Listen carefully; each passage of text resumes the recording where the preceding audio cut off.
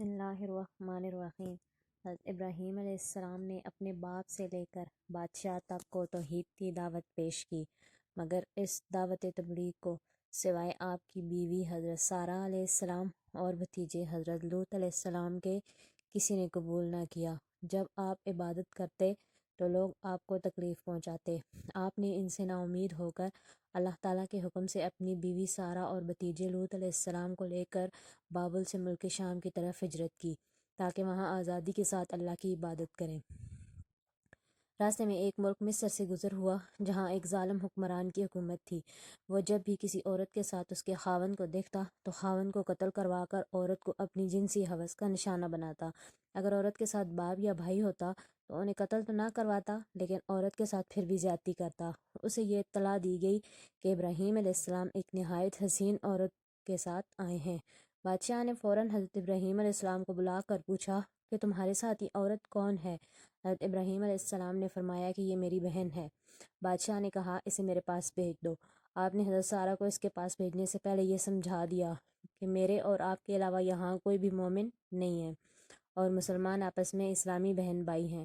میں نے تمہیں اس ظالم بادشاہ کے سامنے اسلامی بہن کہا ہے۔ اگر وہ تم سے پوچھے تو تم بھی اپنے آپ کو میری بہن ہی کہنا، مجھے جھوٹا ظاہر نہ کرنا ورنہ وہ مجھے قتل کر دے گا۔ پھر ظالم بادشاہ نے بری نیت کے ساتھ حضرت سارہ کی طرف ہاتھ بڑھانے کی کوشش کی تو انہوں نے اجازت چاہی اور فوراً وضو کر کے نماز پڑھنا شروع کر دی اور عرض کیا کہ اے اللہ، میں آپ اور آپ کے نبی پر ایمان لائی ہوں اور میں نے اپنے جسم کو اپنے شوہر کے علاوہ ہر ایک سے محفوظ رکھا ہے، بس اب اس کافر کو مجھ پر مسلط نہ کرنا۔ حضرت سارہ علیہ السلام کی دعا مانگتے ہی بادشاہ زمین پر گر پڑا اور تڑپنے لگا اور حضرت سارہ سے التجائیں کرنے لگا کہ اب میں تمہیں کچھ نہیں کہوں گا، میرے لیے اس مصیبت سے چھٹکارے کی دعا کر دیں۔ حضرت سارہ نے اللہ تعالیٰ سے دعا کی تو وہ پہلی حالت پر آ گیا، لیکن ٹھیک ہونے کے بعد اس نے دوبارہ وہی حرکت کی جو پہلے کی تھی اور اسی طرح 3 مرتبہ ہوا۔ جیسے ہی وہ حضرت سارہ کے قریب آتا تو گر پڑتا۔ تیسری دفعہ ٹھیک ہونے کے بعد اس نے اپنے کارندوں کو بلایا اور کہا کہ تم میرے پاس کسی عورت کو نہیں لائے بلکہ شیطان کو لائے ہو، اسے ابراہیم کے پاس واپس لے جاؤ اور بطور خادمہ حاجرہ بھی اسے دے دو۔ حضرت سارہ جب حضرت ابراہیم علیہ السلام کے پاس پہنچی تو دیکھا وہ کھڑے نفل نماز ادا کر رہے ہیں۔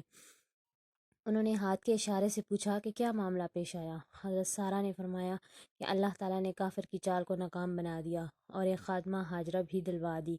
اس واقعے کے بعد حضرت ابراہیم علیہ السلام حضرت سارہ اور حاجرہ اور حضرت لوط علیہ السلام کو لے کر مصر سے نکل کر ایک بستی میں قیام پذیر ہوئے جو ہر لحاظ سے پوری دنیا میں خیر و برکت والی تھی، یعنی ارض مقدس میں۔ حضرت ابراہیم علیہ السلام نے اپنے بھتیجے کو صدوم شہر میں اقامت پذیر ہونے کی تعلیم دی اور وہاں کے کافر لوگوں کو اسلام کی دعوت دیں۔ حضرت ابراہیم علیہ السلام نے اللہ تعالیٰ کی خاطر اپنے وطن سے ہجرت کر کے شام جاتے ہوئے اس امید کا اظہار کیا کہ میرے رب مجھے اس مقصد میں کامیاب کرے گا اور ایمان و توحید پر ثابت قدم رکھے گا۔ جب آپ کو شام کی مقدس سرزمین پر رہتے ہوئے 20 سال گزر گئے اور کوئی اولاد نہ ہوئی تو آپ نے اللہ تعالیٰ سے نیک اولاد کے حصول کے لیے دعا مانگی کہ اے میرے رب مجھے نیک بیٹا عطا فرما۔ حضرت سارہ علیہ السلام نے اپنی خادمہ حضرت حاجرہ حضرت ابراہیم علیہ السلام کو یہ سوچ کر دے دی کہ شاید اللہ تعالیٰ حضرت حاجرہ سے حضرت ابراہیم علیہ السلام کو اولاد عطا فرمائے۔ جب حضرت ابراہیم علیہ السلام حضرت حاجرہ کے پاس گئے تو اللہ تعالیٰ نے ان کے بطن سے 86 سال کی عمر میں آپ کی دعا قبول فرماتے ہوئے حضرت اسماعیل علیہ السلام کو پیدا فرمایا۔ حضرت اسماعیل علیہ السلام ابھی دودھ پیتے بچے تھے کہ اللہ تعالیٰ نے حضرت ابراہیم علیہ السلام کو حکم دیا کہ حضرت اسماعیل اور ان کی والدہ کو میرے حرمت والے گھر کے قریب چھوڑ آؤ۔ آپ نے اللہ تعالیٰ کے حکم کی تعمیل کرتے ہوئے حضرت حاجرہ اور اپنے شیر خوار بچے اسماعیل کو ساتھ لیا اور ایک ایسی وادی میں چھوڑا جہاں دور دور تک پانی اور آبادی کا نام و نشان نہیں تھا۔ جب حضرت ابراہیم علیہ السلام انہیں لے کر مکہ مکرمہ پہنچے تو آپ نے انہیں بیت اللہ کے قریب بٹھا دیا اور کھجوروں کا تھیلا اور پانی کا مشکیزہ دے کر واپس آنے لگے تو حضرت حاجرہ نے عرض کیا کہ آپ ہمیں ایسی وادی میں چھوڑ کر جا رہے ہیں جہاں نہ کوئی انسان ہے اور نہ ہی کوئی اور چیز۔ حضرت حاجرہ نے کئی بار عرض کی لیکن حضرت ابراہیم علیہ السلام نے کوئی توجہ نہ دی۔ آخرکار حضرت حاجرہ نے عرض کیا کہ کیا اللہ کا حکم یہی ہے؟ آپ نے فرمایا کہ جی ہاں۔ اس پر حضرت حاجرہ رضی اللہ تعالیٰ حضرت حاجرہ علیہ السلام نے فرمایا کہ پھر اللہ پاک ہمیں ضائع نہیں کریں گے۔ پھر آپ وہاں سے چل پڑے یہاں تک کہ ایسے پہاڑ کے پاس جا پہنچے جہاں سے وہ لوگ دکھائی نہیں دیتے تھے۔ آپ نے بیت اللہ کی طرف رخ کیا اور ان کلمات کے ذریعے دعا مانگی کہ اے میرے پروردگار، میں نے اپنی اولاد تیرے عزت والے گھر کے پاس ایسے میدان میں بسائی ہے جہاں کھیتی نہیں ہے، لہٰذا ان کے دلوں میں اس سرزمین کے لیے کشش پیدا کر دے اور ان کو پھلوں کا رزق عطا فرما۔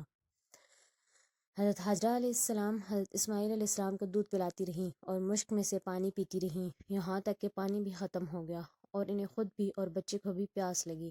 جب انہوں نے دیکھا کہ بچہ پیاس کے مارے تڑپ رہا ہے تو وہ قریب ہی صفا پہاڑی پر چڑھی، پھر وہاں سے اتری اور نیچے کی جگہ سے ہوتی ہوئی مروہ پہاڑی پر چڑھی اور ادھر ادھر دیکھا شاید کہ کوئی انسان نظر آ جائے، لیکن کوئی بھی نظر نہ آیا۔ اسی طرح انہوں نے 7 چکر لگائے۔ حضرت عبداللہ بن عباس رضی اللہ عنہ فرماتے ہیں کہ یہی 7 چکر صفا مروہ کی صحیح ہے۔ 7ویں چکر پر جب حضرت حاجرہ مروہ پر چڑھی تو ایک آواز سنی اور تو آپ نے عرض کیا کہ اے اللہ کے بندے، میں نے آپ کی آواز سنی ہے، کیا تم ہماری کچھ مدد کر سکتے ہو؟ آپ نے دیکھا کہ جہاں آب زمزم کا کنواں ہے وہاں فرشتے نے اپنے پر مار کر زمین کھود ڈالی اور وہاں سے پانی نکل آیا۔ حاجرہ اس پانی کے چاروں طرف منڈیر بنانے لگیں۔ جیسے ہی آپ اس پانی سے چلو لیتی تو وہ چشمہ خوب جوش مارتا۔ حضرت عبداللہ بن عباس رضی اللہ عنہ فرماتے ہیں کہ اللہ پاک کے نبی صلی اللہ علیہ وآلہ وسلم نے فرمایا کہ اللہ پاک اسماعیل پر رحم فرمائے کہ اگر وہ زمزم کو اپنے حال پر چھوڑ دیتی تو یہ ایک بہتا ہوا چشمہ بن جاتا۔ فرشتے نے کہا کہ تمہیں یہاں ڈرنے کی کوئی ضرورت نہیں ہے، یہ اللہ تعالیٰ کا گھر ہے جسے یہ بچہ اور اس کے والد مل کر بنائیں گے۔ اس وقت بھی بیت اللہ کی بنیادیں زمین سے اٹھی ہوئی تھیں۔ جب بھی بارش کا پانی آتا تو دائیں بائیں سے گزر جاتا۔ حضرت حاجرہ نے وہاں پر کافی وقت گزارا۔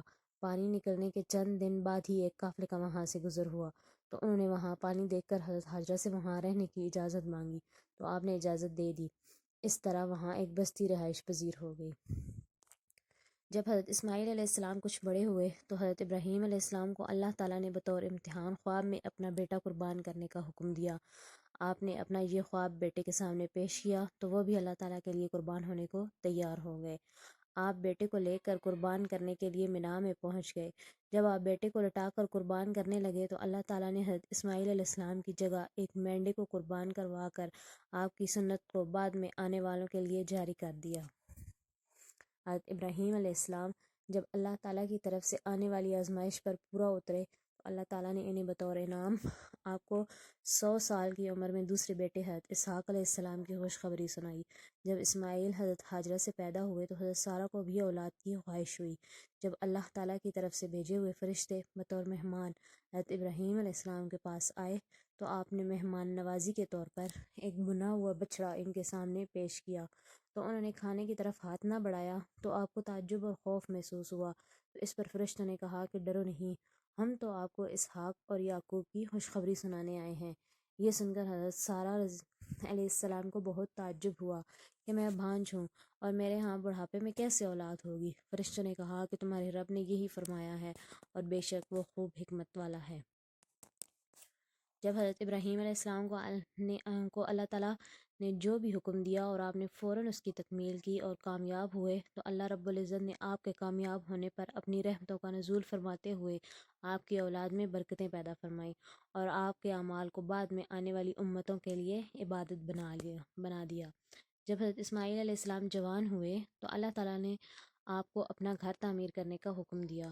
چنانچہ آپ مکہ آئے اور حضرت اسماعیل علیہ السلام کے ساتھ مل کر بیت اللہ کی بنیادیں اونچی کر دی۔ چونکہ حضرت ابراہیم علیہ السلام نے زمین پر اللہ تعالیٰ کی رضا کے لیے بیت اللہ کو تعمیر کیا، اسی لیے اللہ تعالیٰ نے انہیں بلند ترین مقام بیت المعمور کے پاس جگہ عطا فرمائی۔ نبی کریم صلی اللہ علیہ وسلم نے ارشاد فرمایا کہ معراج کے موقع پر مجھے 7ویں آسمان پر لے جایا گیا۔ وہاں میں نے ابراہیم علیہ السلام سے ملاقات کی جو بیت المعمور کے ساتھ ٹیک لگائے بیٹھے تھے، جس کا روزانہ 70,000 فرشتے طواف کرتے ہیں، اور جو ایک مرتبہ طواف کر لیتا ہے قیامت تک دوبارہ ان کی باری نہیں آئے گی۔ حضرت ابراہیم علیہ السلام نے 175 سال کی عمر میں وفات پائی اور اپنی زوجہ محترمہ حضرت سارہ کے قریب ایک غار حبرون میں دفن ہوئے، اور آپ کے کفن دفن کا اہتمام آپ کے بیٹوں اسماعیل اور اسحاق علیہ السلام نے کیا۔ آج کل وہ جگہ الخلیل کے نام سے مشہور ہے۔ اللہ عالم۔ اگر یہ ویڈیو آپ کے لیے فائدہ مند ثابت ہوئی ہو تو چینل کو سبسکرائب کر دیں تاکہ مزید اسلامی واقعات آپ تک پہنچ سکیں۔